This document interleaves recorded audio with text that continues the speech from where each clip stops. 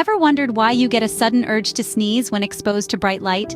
A person typically feels a tingling, itchy sensation in their nose or face, like they need to sneeze.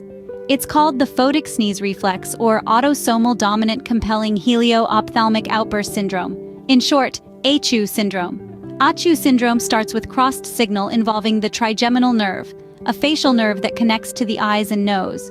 When bright light hits the eyes, it causes the pupils to constrict, but in people with the syndrome, it can also trigger sneezing.